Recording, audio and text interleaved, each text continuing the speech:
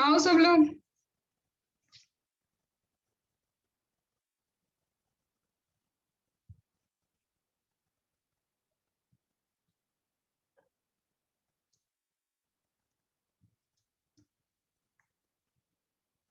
रेनू, हितेश, भाग्यश्री, विजय 1 घंटे में ही थक गए।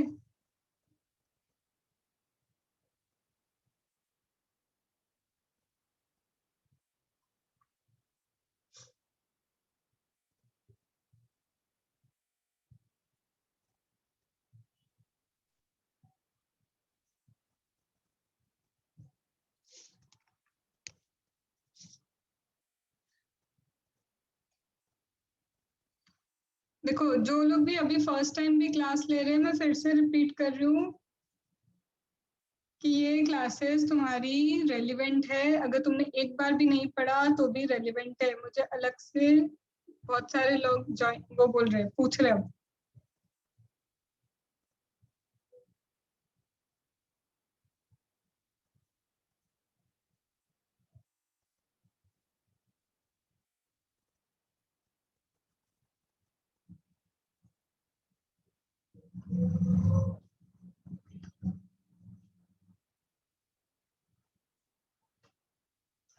चलो अपन स्टार्ट करते हैं।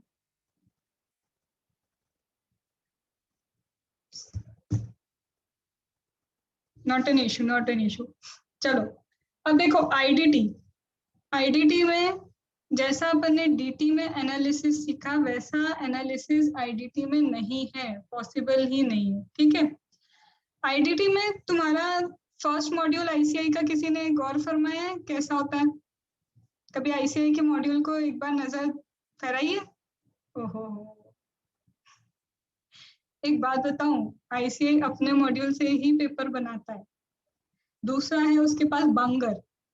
बांगर से ही क्वेश्चन आते। मतलब ऐसा नहीं है मैम आपने बांगर से बोला था तो उसी में से नहीं आया, ऐसे कैसे हो गया? नहीं। पर हमें जो 2 बुक रेफर करनी है जीएसटी के लिए, वो है तुम्हारी आईसीआई का मॉड्यूल फर्स्ट, और क्वेश्चन होंगे पूरे बांगर के। सारा बांगर छानेंगे अपन अच्छे से। तो ये 2 चीजें हम क्या करेंगे, यूज करेंगे फॉर आईडीटी। ठीक है, तो लिख लो, इसमें कोई ऑप्शन नहीं, यही 2 ऑप्शन है तुम्हारे पास। एक आईडीटी हम यूज करेंगे, कौन सा? बांगर। और दूसरा तुम्हारा स्टडी मैट यूज होगा। ठीक है, उसके बाद वही तुम्हारा कहानी चलेगी। जब तुम मेरे साथ टेस्ट दे रहे होगे, तुम्हारे पेपर, स्कैनर, एमटीपी, आरटीपी, ये सारे हम कर लेंगे वहां पे। ठीक है। अब इसका पेपर जो बनता है, वो पेपर बनाने का तरीका देखो। देखो, आज दर्शन करो तुम इस चीज के, किस चीज के, जो तुम्हारा आईसीआई का मॉड्यूल है वो ऐसा दिखता है कुछ। ठीक है। फर्स्ट मॉड्यूल में उसने ये कवर किया है जो खास खास खास खास इंपॉर्टेंट चैप्टर है। इसके बिना तो उसका काम ही नहीं चलेगा। इसके बाद जो चैप्टर है ना, वो कहीं से कुछ कुछ पूछना चालू करता है। ये 2 प्रोविजन बेस्ड चैप्टर है, ये और ये 2। ये जो है ना उसका मेन है। अब लिखते जाओ, अगर लिखना है तो सबसे पहले सप्लाई का सबसे पहला क्वेश्चन जो तुम्हारा इसमें आईसीआई का चैप्टर नंबर 1 है, जीएसटी इन इंडिया इंट्रोडक्शन। क्या इससे क्वेश्चन आते हैं? हाँ, आईसीआई इससे आजकल कम से कम 2-3 नंबर के क्वेश्चन इससे पूछ रहा है। जबकि देखा जाए तो ये इतना इम्पोर्टेंट नहीं है, इंट्रोडक्शन है। पर कई बार एमसीक्यू में तुम्हें मिल जाएगा आर्टिकल कौन सा है, तो एमसीक्यू में इधर पूछ लेगा 1-2 नंबर, 3 नंबर। तो चैप्टर नंबर 1 आपका 2 से 3 मार्क्स का आता है। चैप्टर नंबर 1 कितने मार्क्स का आता है? 2 से 3 नंबर का आता है। तो क्या हम इसको पूरा रीड करने वाले नहीं, इसका जो जो इम्पोर्टेंट क्रक्स है, और मेरे ऑलरेडी क्या है, चार्ट बने हुए हैं जो तुमको इसके प्रोवाइड हो जाएंगे। क्या तुमने ये लिख लिया चैप्टर नंबर 1 के बारे में? 2 से 3 नंबर का आता है। सिर्फ इम्पोर्टेंट इससे पढ़ना है, दिमाग में रटना ही है एक तरह से इसको बिल्कुल, और इसके चार्ट तुम्हें मिल जाएंगे। अब ये सप्लाई का जो चैप्टर है, पूरा के पूरा जीएसटी तुम्हारा किस पे बेस्ड है? सप्लाई चैप्टर पे बेस्ड है। पर क्या इसका स्पेसिफिक कोई क्वेश्चन आने वाला है? स्पेसिफिक कोई क्वेश्चन नहीं आएगा, पर इसका पूरे जीएसटी में इम्प्लीकेशन है। एक चीज तुम्हें भी पता है, अगर सप्लाई नहीं तो जीएसटी नहीं लगता। सप्लाई नहीं है तो क्या नहीं लगता, जीएसटी नहीं लगता। म्यूट करो, अभी कौन एंटर हुआ है? हाँ चलो, किसी क्या एक जगह म्यूट नहीं है, प्लीज म्यूट करो। योगेश म्यूट करो। चलो, तो सबसे पहले सप्लाई। अब हम पढ़ेंगे कैसे? मैं तुम्हें सबसे पहले पढ़ाने वाली हूँ सप्लाई, सब चैप्टर नहीं पढ़ाऊंगी। मैं तुम्हें सबसे पहले पढ़ाऊंगी यहाँ पे exemption from GST. Why I am going for exemption from GST? तो हमारा फ्लो कैसा होगा? चैप्टर नंबर 1 होगा हमारा एग्जेम्पशन फ्रॉम जीएसटी। फिर उसके बाद मैं तुम्हें नेगेटिव लिस्ट बताऊंगी, ये 2 पढ़ाने का, और तीसरा बताऊंगी आरसीएम। तो फ्लो कैसा होगा? पहले हम एग्जेम्पशन पढ़ेंगे, एग्जेम्पशन के बाद पढ़ेंगे आरसीएम, आरसीएम के बाद पढ़ेंगे नेगेटिव लिस्ट। ये 3 मैं पहले समझाऊंगी। क्यों ये पहले समझाऊंगी? समझाने का रीजन ये, हम रिवर्स मैकेनिज्म फॉलो करेंगे। रिवर्स मैकेनिज्म मतलब ये जो सप्लाई है ना, इंक्लूसिव डेफिनेशन है। Do you understand the meaning of inclusive? मतलब जितनी भी कैरेक्टरिस्टिक फॉलो होते जाएंगे ना, वो सब सब सब सप्लाई में आते जाएंगे। पर इंस्टीट्यूट ऐसा तो बनाएगा नहीं क्वेश्चन। इंस्टीट्यूट तुम्हें मिक्स करके देता है चीजें, और तुम्हें जज करना होता है कौन सी चीज आरसीएम का सप्लाई है, कौन सा फॉरवर्ड सप्लाई है, कौन सा रिवर्स सप्लाई है, कौन सा एग्जेम्प्ट है, कौन सा नॉन टैक्सेबल है, कौन सा निल पे है। इसका मतलब अगर मुझे ये पता होगा, इसका मतलब अगर मुझे ये पता होगा कि एग्जेम्प्ट अच्छे से पता चल जाए, मुझे अच्छे से आरसीएम पता चल जाए, मुझे अच्छे से नेगेटिव लिस्ट पता चल जाए, तो क्या मेरे लिए इजी हो जाएगा सॉर्टिंग करना कि किस पे फॉरवर्ड लगना है। हम लोग जनरली क्या करते हैं, पहले सप्लाई अच्छे से समझते हैं, समझेंगे उसको भी बहुत तरीके से समझेंगे। पूरा 1 से 2 दिन सिर्फ सप्लाई समझाने में लगाऊंगी मैं, क्योंकि उसमें इतना एनालिसिस है, इतना एनालिसिस है कि तुम्हें सप्लाई 2 दिन भी कम पड़ते हैं। लेकिन हम एग्जाम ओरिएंटेड सप्लाई समझेंगे। सप्लाई के पहले क्या समझेंगे हम? एग्जेम्पशन, नेगेटिव, तुम्हारा नेगेटिव लिस्ट किसको बोल रही हूँ? शेड्यूल 3 को बोल रही हूँ मैं। ठीक है, शेड्यूल 3 समझेंगे, और फिर समझेंगे हम आरसीएम। जिसके ये 3 बहुत स्ट्रांग हो गए, उसको समझ में आ जाएगा क्या कि क्वेश्चन कैसे क्रैक किए जाते हैं। इस बार का जो क्वेश्चन नंबर 1 था, जो तुम्हारा 12 नंबर का था, आई गेस 12 या 14 नंबर का, उस क्वेश्चन में उन्होंने कुछ नहीं दिया। बच्चे आज तक एक्सपेक्ट करते थे सेल्स और परचेस से रिलेटेड सारे क्या आएंगे, इन्फॉर्मेशन आएंगे। इस बार उन्होंने सारा केस स्टडी, बीच बीच में छोटी छोटी केस स्टडी डाल दी। तुम्हें क्रैक करना था कौन सा आरसीएम में जाएगा, कौन सा सेल्स टैक्सेबल है, कौन सा एग्जेम्प्ट है, ये तुम्हें क्रैक करने के लिए छोड़ दिया। इंस्टीट्यूट केस बेस्ड स्टडी पे जा रहा है, उसके पेपर केस स्टडी बेस्ड बनते जा रहे हैं। वो पुराने जमाने का इंस्टीट्यूट नहीं रहा कि तुम्हें डायरेक्ट क्वेश्चन देगा, तुम्हें एप्लीकेशन सीखनी पड़ेगी। तो सबसे पहले हम स्ट्रॉन्ग करेंगे इन 3 चैप्टर को, फिर हम जाएंगे चौथा सप्लाई पे। अब ये पैकेज है, ये 4 का एक्चुअल में पैकेज है। क्वेश्चन जब भी आता है इन चारों को मिला के आता है, कभी अलग क्वेश्चन नहीं आते। अभी जब मैं तुम्हें ये 4 चैप्टर बता दूंगी ना, उसके बाद पेपर एनालिसिस करवाऊंगी, क्योंकि तब तुम्हें एग्जैक्ट पेपर एनालिसिस समझ में आएगा। तो ये 4 चैप्टर हो जाएंगे। कौन कौन से? फिर रिपीट कर रही हूँ, एग्जेम्पशन, तुम्हारा नेगेटिव लिस्ट जिसको हम शेड्यूल 3 बोलते हैं, फिर उसके बाद आता है तुम्हारा नॉन टैक्सेबल सप्लाई, ठीक है, और फिर चौथा आता है तुम्हारा आरसीएम। ये 4 होने के बाद और सप्लाई होने के बाद जब तुम्हारा ये पैकेज तैयार हो जाएगा, तुम्हें समझ में आएगा अरे बाप रे कितना सारा तो इसी के बेस पे पूछा था। इस बार का एक क्वेश्चन तुम्हारा पता है किस चीज पे बेस्ड था? उसने बहुत सारे ट्रांजैक्शन दे दिए और बोला कि एग्रीगेट टर्नओवर का थ्रेशोल्ड लिमिट निकालो जो इसके ऊपर एप्लीकेबल होता है। उसने कुछ नहीं किया, बहुत चतुराई से एक ट्रांजैक्शन दिया था आरसीएम का। जहां रिवर्स चार्ज मैकेनिज्म आता है, कंपलसरी रजिस्ट्रेशन हो जाता है।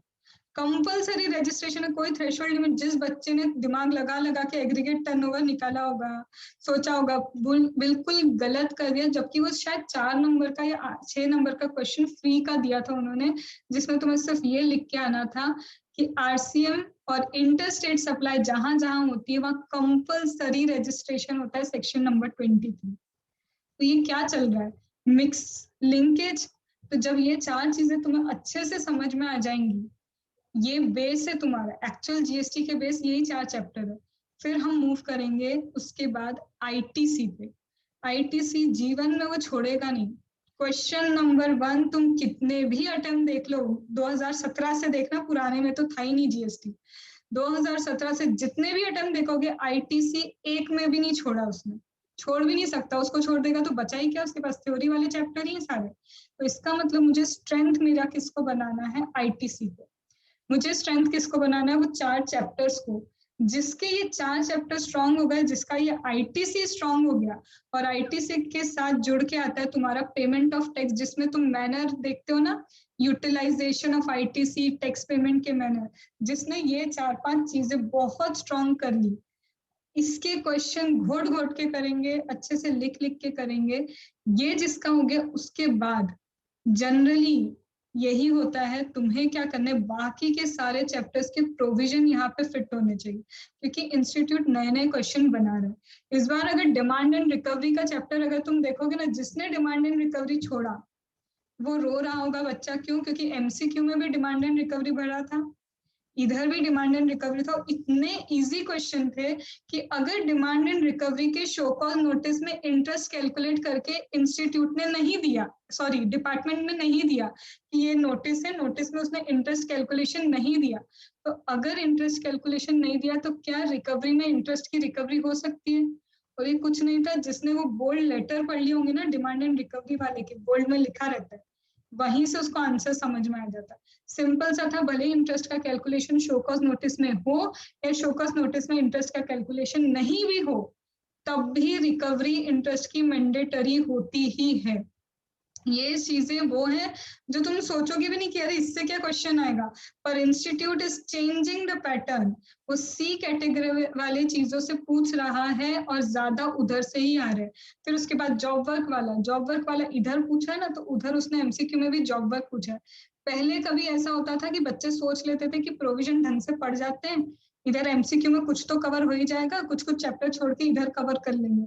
इंस्टीट्यूट ने डीटी में भी आईडीटी में भी इस बार से कर दिया है, अगर तुम कोई चैप्टर छोड़ के गए हो, गलती कर दी है तुमने छोड़ने की, अगर यहाँ पे डिस्क्रिप्टिव में उस चैप्टर से वो क्वेश्चन पूछ रहा है ना, तो एमसीक्यू में भी वही चैप्टर से क्वेश्चन पूछे हैं। डीटी में तुम देख लेना, पेनल्टी का कम से कम 12 नंबर का क्वेश्चन है। Miss reporting, under reporting MCQ में भी दिया है, तो यहाँ पे मिस रिपोर्टिंग की कंडीशंस क्या होती है उसने डीटी में डिस्क्रिप्टिव में भी दिया है। इसका मतलब अगर हमने कोई चैप्टर छोड़ा, एमसीक्यू से भी जाओगे, डिस्क्रिप्टिव से भी जाओगे, क्योंकि वो इतना इजी नहीं करने वाला कि तुम इधर उधर से प्रोविजन थोड़े पढ़ लिए, थोड़े क्वेश्चन कर लिए और हम क्रैक करके आ गए, नहीं। अगर चैप्टर छोड़ा है और वही चैप्टर फंस गया ना, तुम्हारी किस्मत इतनी अच्छी है कि वही चैप्टर फंसा है जो तुम छोड़ के गए, तो एमसीक्यू में भी वही आने वाला है, तुम्हारे डिस्क्रिप्टिव में भी वही आने वाला है। ठीक है, अब मैंने बोला सप्लाई हम लोग करेंगे, लेकिन सप्लाई से पहले एग्जामिशन करेंगे, फिर से आरसीएम करेंगे, हम नेगेटिव लिस्ट करेंगे, नेगेटिव लिस्ट के बाद हम क्या करने वाले हैं, आरसीएम, और ये सप्लाई हो गया। आईटीसी के साथ हम पेमेंट ऑफ टैक्स दोनों को साथ में देख के चलेंगे ताकि क्वेश्चंस क्रैक होते जाएं। इसके बाद जो तुम्हारे चैप्टर आता है टीडीएस टीसीएस, फेवरेट होता जा रहा है इंस्टीट्यूट का, उसको अच्छा, क्योंकि देखो जीएसटी में ना ज्यादा क्वेश्चन पूछने के लिए ना केस बेस ज्यादा है, तो कहीं ना कहीं इंस्टीट्यूट वो वाले चैप्टर ज्यादा ढूंढता है जहां पे वो थोड़े से क्वेश्चन बना पाए। तो कंपोजिशन टैक्स रजिस्ट्रेशन हो गया तुम्हारा, तो रजिस्ट्रेशन वाला चैप्टर हो गया, कंपोजिशन स्कीम वाला हो गया, और उसके बाद तुम्हारा टीडीएस टीसीएस हो गया, और ई वे बिल और जॉब वर्क, ये 5 को हम बहुत स्ट्रॉन्ग करेंगे। देखो यहाँ पे तुमको इंस्टीट्यूट ने क्या क्या चैप्टर दिए, पहले चैप्टर के दर्शन कर रहे थे। ये वाले, अगर तुम सोचते हो कि place of supply, time of supply chapter से बहुत खास कुछ आने वाला है, तो देखो ये चैप्टर्स इनकॉर्पोरेटेड मिलेंगे तुमको क्वेश्चंस के अंदर। ये तुम्हें कहाँ मिलेंगे, क्वेश्चंस के अंदर मिलेंगे। इसका इंडिविजुअल क्वेश्चन कहाँ मिलेगा तुम्हें, सिर्फ एमसीक्यू में। ये अब क्वेश्चंस ये वाले जो है ना, ये चैप्टर तुम्हारे place of supply, time of supply, value of supply, value of supply का क्वेश्चन आएगा, डेफिनेटली आएगा। पर ये जो 2 चैप्टर्स है ना, प्लेस ऑफ सप्लाई और टाइम ऑफ सप्लाई, ये एमसीक्यू के चैप्टर्स हैं। तो अब तुम लिखते जाओ मेरे साथ, चैप्टर नंबर 1 3 मार्क्स का मैक्सिमम, लिखते जाओ जो बोल रहे हो। चैप्टर नंबर 1 मैक्सिमम 3 मार्क्स का, इसलिए इसको बहुत फोकस नहीं देना है, हम सिर्फ इम्पोर्टेंट करेंगे इसका। फिर इसके बाद आता है तुम्हारा chapter number 2 supply, chapter number 4 oblique करके लिखो, जो हम साथ में क्लस्टर में पढ़ेंगे, चैप्टर 2, चैप्टर 4 और चैप्टर 3। ये तीनों, क्योंकि इसी के अंदर आरसीएम है, इसी के अंदर नेगेटिव लिस्ट है, इसी के अंदर एग्जाम्पशन है, इसी के अंदर सप्लाई, 2, 3, 4 चैप्टर, ये मैक्सिमम तुम्हारा 20 नंबर का बनता है। गोल गोल घुमा के इधर उधर से जब मैं तुम्हें एनालाइज कराऊंगी ना, कम से कम तुम्हारा 15 नंबर का ये 2 3 4 वाले चैप्टर होते हैं। जिसके साथ जुड़ के क्या आ सकता है, जिसके साथ अंदर एडजस्टमेंट आएगा तुम्हारा प्लेस ऑफ सप्लाई का। इसका मतलब क्या इंडिविजुअली प्लेस ऑफ सप्लाई आने वाला है? नहीं, सिर्फ एमसीक्यू में एक आध क्वेश्चन मिल सकता है, उसके अलावा नहीं मिलेगा। तो ये मेरा किसी ना किसी चैप्टर के साथ जुड़ा होता है, chapter number 5 that is place of supply. तो इसको क्या लिखोगे, चैप्टर ये जो चैप्टर 5 है एडजस्टमेंट वाले चैप्टर है, मतलब ये किसी के साथ जुड़े हुए मिलेंगे मुझे, अलग से नहीं मिलते मुझे। टाइम ऑफ सप्लाई मुझे अलग से नहीं मिलेगा, मुझे कहीं ना कहीं जुड़ा मिलेगा, और इससे आएंगे एमसीक्यूज। इससे क्या आते हैं तुम्हारे एमसीक्यू। तो चैप्टर नंबर 6 एमसीक्यू का है, चैप्टर नंबर 5 भी एमसीक्यू का है। दोनों एडजस्टमेंट वाइज कहीं ना कहीं जुड़े हुए मिलते हैं। इसके कौन से क्वेश्चन है जो डायरेक्ट आ जाएंगे वो मैं तुम्हें करवाऊंगी, कि कौन से हो सकता है कि डायरेक्ट एकदम क्वेश्चन मिल जाए, तो हमें वही प्रिसाइज क्वेश्चन डायरेक्टली करना है।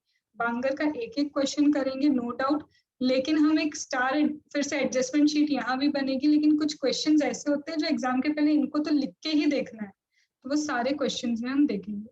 वैल्यू ऑफ सप्लाई 4 स्टार वाला चैप्टर है, मतलब वैल्यू ऑफ सप्लाई के क्वेश्चन भी आएंगे, वैल्यू ऑफ सप्लाई का एमसीक्यू भी आएगा, और वैल्यू ऑफ सप्लाई अलग अलग क्वेश्चंस में जुड़ा हुआ भी आएगा ही आएगा। तो वैल्यू ऑफ सप्लाई हर जगह है, एमसीक्यू में भी फैला मिलेगा तुमको, वैल्यू ऑफ सप्लाई तुम्हें इंडिविजुअल क्वेश्चन में भी मिलेगा। अगर तुमने इस बार का चैप्टर देखा, क्वेश्चन देखा हो, तो एक 6 करोड़ 30 करोड़ वाला एक क्वेश्चन था, कि 30 करोड़ का कुछ था, उसने 6 करोड़ में क्या किया, उसको दे दिया। तो कुछ नहीं था, वो वैल्यू ऑफ सप्लाई का डिस्काउंट अप्लाई करने वाला क्वेश्चन था। तो ये तुम्हें वैल्यू ऑफ सप्लाई एमसीक्यू के लिए भी मिलेगा, इंडिविजुअल क्वेश्चन के लिए भी मिलेगा, और साथ में ये एडजस्टमेंट में भी आएगा ही आएगा। आईटीसी 5 स्टार कर लो, क्वेश्चन नंबर 1 आईटीसी का ही होता है। क्वेश्चन नंबर 1 हमेशा हमेशा अब तक जितना आ रहा है वो सिर्फ आईटीसी का ही होता है। फिर इसके बाद रजिस्ट्रेशन। रजिस्ट्रेशन अभी भी अगर तुम देखो तो ये कहीं ना कहीं जुड़ के आता है, और रजिस्ट्रेशन के साथ हमेशा आएगा तुम्हारा एग्रीगेट टर्नओवर, या फिर रजिस्ट्रेशन के साथ आएगा तुम्हारा कंपोजिशन टैक्स पेयर।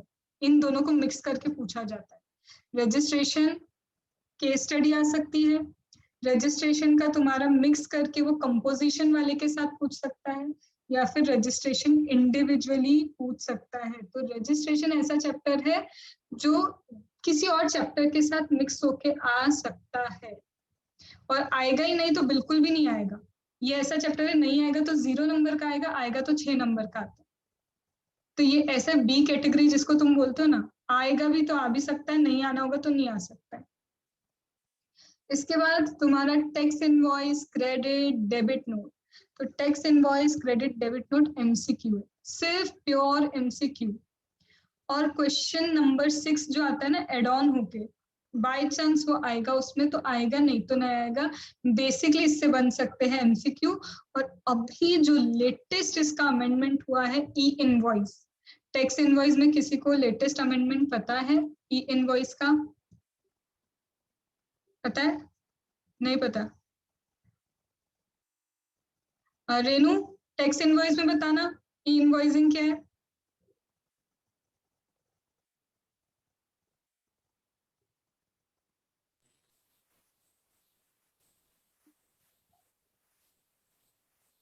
हम्म। इस बार पूछा नहीं है इंस्टीट्यूट ने अमेंडमेंट, ये ई इनवॉइस है, और 64 डिजिट्स का, 64 डिजिट्स का इसका सीरियल नंबर बनता है। पहले तो सीक्वेंस कितने था, 16 वाला था ना, 16 का। इनवॉइस का क्या सीक्वेंस होता है ना, कि इनवॉइस का सीक्वेंसिंग होती है, 16 नंबर की होती है सीक्वेंसिंग। ये जो ई इनवॉइस है ना इसका 64 है, 64 नंबर के एक सीक्वेंस बन के आएगा तुम्हारा। अमेंडमेंट है, ये इंपॉर्टेंट है इस बार के लिए। इस बार इंस्टीट्यूट ने पूछा नहीं है, पर पूछने के पूरे चांसेस है नवंबर अटेम्प्ट में। बहुत इंपॉर्टेंट अमेंडमेंट है। इस अमेंडमेंट के कारण ईवे बिल भी नहीं बनेंगे, ऑटोमेटिकली ईवे बिल बन जाया करेगा अगर जिसने ई इनवॉइस के प्रोविजन फॉलो कर लिया तो it is highly highly highly important. थोड़ा अमेंडमेंट पे ध्यान दो। रजिस्ट्रेशन के अमेंडमेंट तो पता है ना, आधार ऑथेंटिकेशन वाले।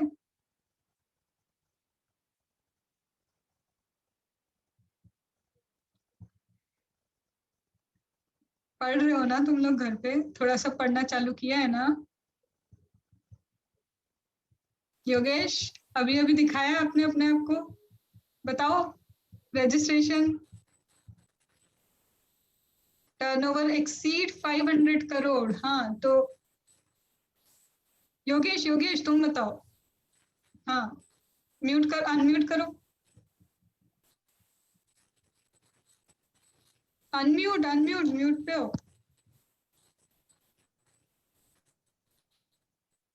जो नया अभी स्टडी मटेरियल है ना इंस्टीट्यूट, उसमें शायद ये आधार बेस्ड ओटीपी का है।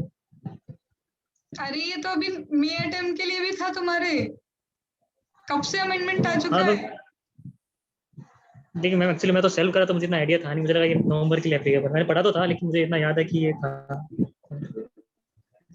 अभी ना कुछ कुछ बहुत भारी भारी अमेंडमेंट्स हो रहे हैं जीएसटी में। भारी भारी का मतलब है जो ओवरऑल है ना, तुम्हारा बोल सकते हैं करप्शन हटाने के लिए। तो आधार ऑथेंटिकेशन भी उसमें से एक है।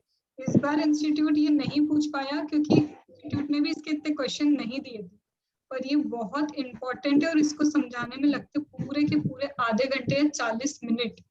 इतना इंपॉर्टेंट चीजें हैं।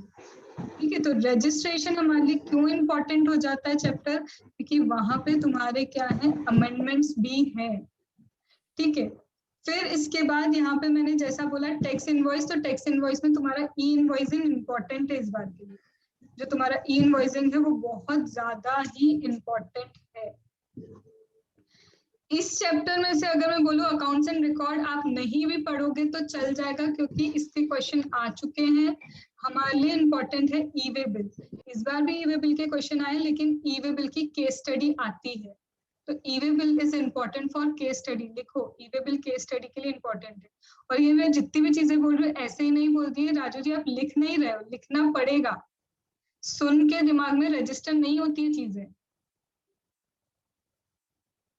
ये लिखो। अभी जब मैं तुमको पेपर एनालिसिस कराऊंगी ना, तब तुमको समझ में आएगा सब लोग को कि अच्छा यही चीजें तो पेपर में मिल रही है। अभी हल्के में लेने की कोशिश भी मत करना। और एक चीज बता दूं, मैं डांटती भी हूँ लिटरली, और मैं पनिशमेंट भी देती हूँ। अगर तुम लोग ने जो मैंने होमवर्क किया तुमने नहीं किया ना, मैं सीधे क्लास कैंसिल कर देती हूँ कि उस दिन क्लास ही नहीं होगी।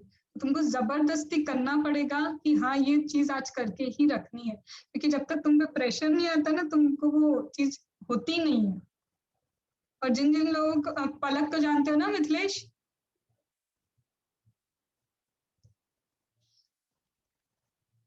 जानते हो ना पलक को?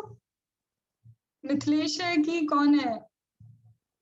तो मैं शायद नाम भूल गई हूँ, पलक ने बताया था, पूछना उससे।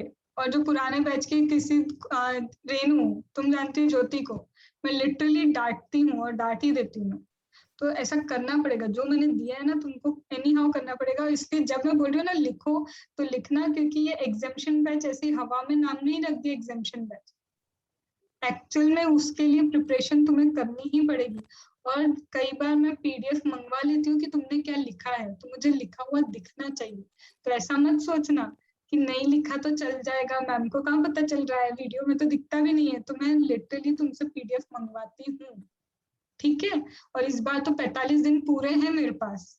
पिछली बार तो एकदम से नोटिफिकेशन आ गया था तो कई चीजें मैं नहीं कर पाई थी।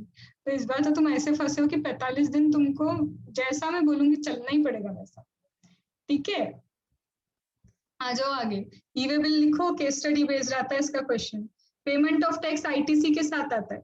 लिखो, पेमेंट ऑफ टैक्स किसके साथ जुड़ के मिलेगा तुमको? आईटीसी के साथ।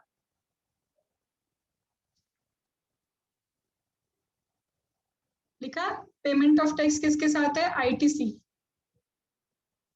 फिर आता है तुम्हारा टीडीएस टीसीएस। इसका इंडिविजुअल क्वेश्चन भी आ सकता है, इसका केस स्टडी भी आ सकती है, इसका एमसीक्यू भी आ सकता है, और ये किसी और के साथ जुड़ा हुआ भी आ सकता है।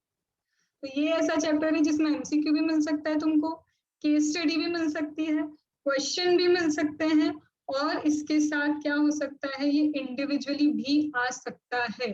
पर क्वेश्चन नंबर 6 में ही मिलेगा। ये कहाँ मिलेगा? क्वेश्चन 6 में ही मिलेगा।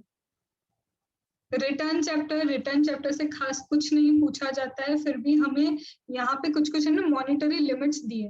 तो रिटर्न चैप्टर की मॉनिटरी लिमिट्स, और मुझे अगर मेरे को एग्जाम्पशन लाइक चीजें करनी है तो कहीं कहीं अगर मैं लिख के आ जाऊंगी ना रिटर्न का रेफरेंस तो मेरे लिए अच्छा हो जाता है। तो return chapter one time learning के लिए, और इसके लिमिट्स जो है वन टाइम लर्निंग के लिए होते हैं।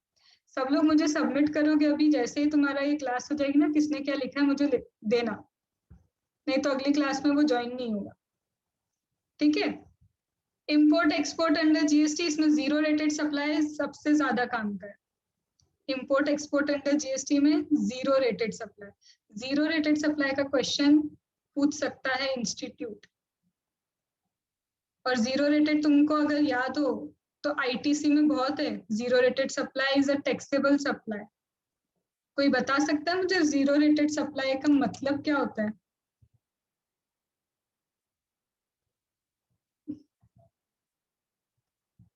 म्यूट पे नहीं, अनम्यूट करके बोलो।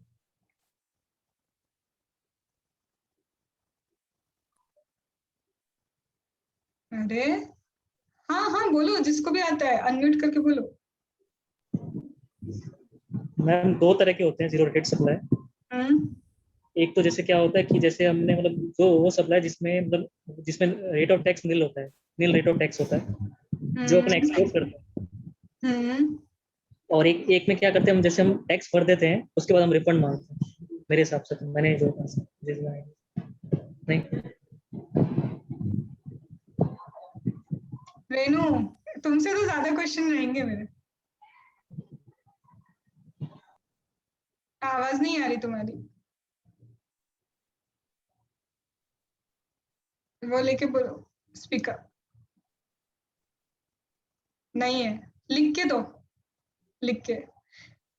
डीम्ड एक्सपोर्ट एक ने लिखा है, डीम्ड एक्सपोर्ट सिर्फ एक्सपोर्ट जीरो रेटेड नहीं होता, एक और चीज है, इनवार्ड ड्यूटी नहीं होता है। इनवार्ड किसने लिखा है? इनवार्ड गलत है मिथिलेश, इनवार्ड नहीं होता, इन्वर्टेड होता है। देखो छोटे, आज तो मेरे को अच्छा हुआ तुम लोग ने दर्शन करवा ही दिए तुम्हारे लॉजिक्स के थोड़े बहुत। ये इसके बाद मैं क्वेश्चन पूछती हूँ, तुम खुद को एनालाइज कर लो कि तुम्हें छोटी छोटी चीजें कितनी पता है। ठीक है, अच्छा हुआ छोटी छोटी चीजें मैंने पूछ ली। मुझे बात समझ में आ रहा है कि ये बैच को मुझे किस लेवल से लेके चलना होगा। जॉब वर्क, जॉब वर्क का केस स्टडी, और जॉब वर्क का तुम्हें क्या मिल सकता है? एमसीक्यू। जॉब वर्क का अलग से क्वेश्चन मुश्किल है, केस स्टडी और एमसीक्यू आ सकता है। Assessment and audit theory question, एक आध थ्योरी क्वेश्चन पूछता है ना इंस्टीट्यूट, तो असेसमेंट एंड ऑडिट में थ्योरी क्वेश्चन आता है। लिखते जाओ, assessment and audit theory question. Inspection search में भी थ्योरी क्वेश्चन आता है, और जो अब तक आया नहीं है ना, चांसेस है। इंस्पेक्शन एंड सर्च में भी theory question. Demand and recovery case study, demand and recovery case study. Liability वाला जो ये है क्वेश्चन नंबर ये 20, इसका एमसीक्यू या फिर थ्योरी क्वेश्चन, एमसीक्यू या फिर थ्योरी क्वेश्चन चैप्टर 20 का। और इसके बाद ये 3 स्टार मार्क कर लो, ये कभी भी इंस्टीट्यूट इससे भर देगा पेपर। 21, 22, 23, 23 में तो 4 नंबर का कोई भी क्वेश्चन आ सकता है, 21, 22 से कभी भी पेपर भरा जाएगा। जिस तरह से अभी डीटी में हुआ है ना, तुम्हारा सिर्फ पेनल्टी पेनल्टी दिख रही थी, कभी भी हो सकता है 21, 22 से तुमको भरा हुआ दिखेगा चैप्टर। एफटीपी का भी पढ़ा है जीवन में? एफटीपी वगैरह कभी पढ़ के गए हो? नहीं। अच्छा, ड्यूटी ड्रॉप, मुझे बहुत इजी सा पूछो, सबसे इजी सा पूछो मुझे, इंडस्ट्री रेट क्या होता है? Industry rate, special brand rate, brand rate.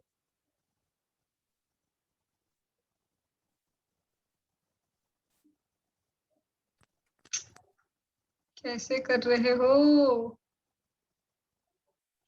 इनमें से ऑनेस्टली बताओ कितने लोग हैं जो एग्जाम अभी दिए हैं या फिर देने वाले थे? पूजा एग्जाम दी है अभी एक भी बार? मैम मैंने जनवरी अटेम्प्ट में दिया था। दिया था, ठीक है। कोमल? This attempt I was trying last attempt, but I could not. Yogesh जुलाई में दिया था मैंने। जुलाई में दिया था। मिथिलेश जैन में दिया था मैडम। दिया था। Raju ji Not given. Not given. Last कब दिया आपने? No idea, madam. Long back, 5 to 6 years back. Okay. Hitesh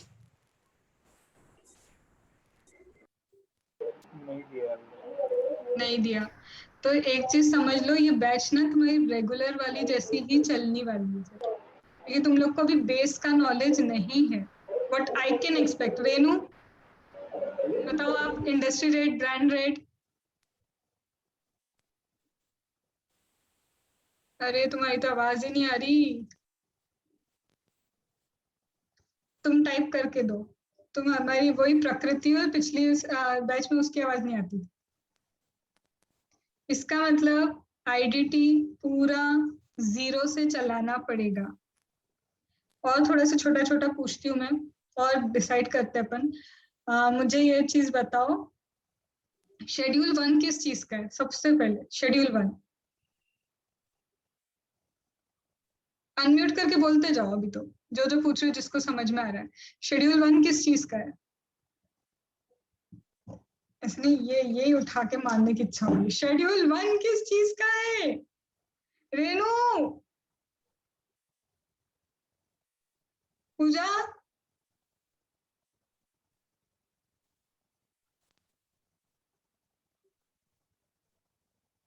अरे भगवान, म्यूट अनम्यूट भी तो होना चाहिए किसी क्वेश्चन में, तो अनम्यूट करो। हितेश,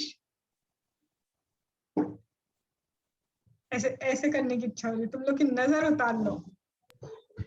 शेड्यूल 3 किस चीज का है? हाँ योगेश। हाँ मैम, शेड्यूल 3 नेगेटिव लिस्ट है। और 1 में मतलब सप्लाई ऑफ गुड्स और सर्विस विदाउट कंसीडरेशन। हाँ, 4 चीजें बोलते जाओ उसकी।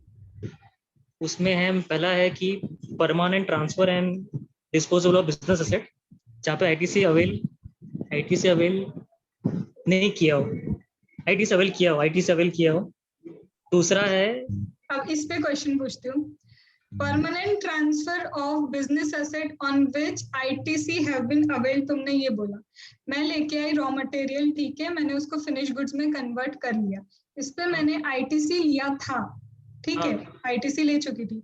अब मैंने उसको किसी को भी दे दिया, परमानेंट ट्रांसफर कर दिया। क्या मैं अब इसको सप्लाई मान सकती हूँ? No, madam, it is not applicable. एक minute. Same assets has to be transferred, then only it will be applicable. Okay. Other, I have knowledge of GST income tax, madam, because I have from long I have been studying. अब योगेश तुम बताओ, वो बोल रहे नहीं, not applicable, वो supply नहीं होगा।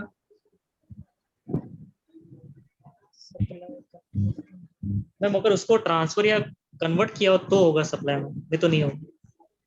आपने खाली कन्वर्ट, मतलब आपने सिर्फ खाली उसको मैं रॉ मटेरियल लेके आई, मैंने फिनिश गुड्स में कन्वर्ट कर दिया, फिनिश गुड्स को मैंने किसी को भी परमानेंट ट्रांसफर कर दिया, और I have taken ITC on this asset.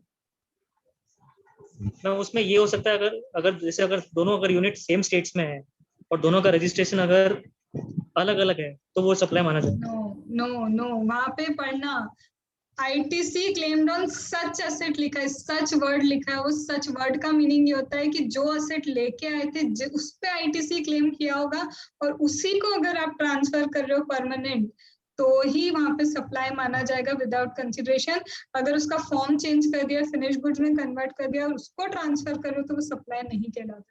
So it was just because of that minute word such asset. अब तुम जब उसको पढ़ोगे तो तुम्हें समझ में आएगा वहां सच लिखा था। That means I have to start with the scratch. होगा तो भी 40 डेज में ही खत्म हो जाएगा। लेकिन क्या तुम लोग को समझ में आ रहा है कि स्क्रैच से ही स्टार्ट करना होगा, लर्न करना है, पढ़ के आगे निकलने का काम नहीं चाहिए।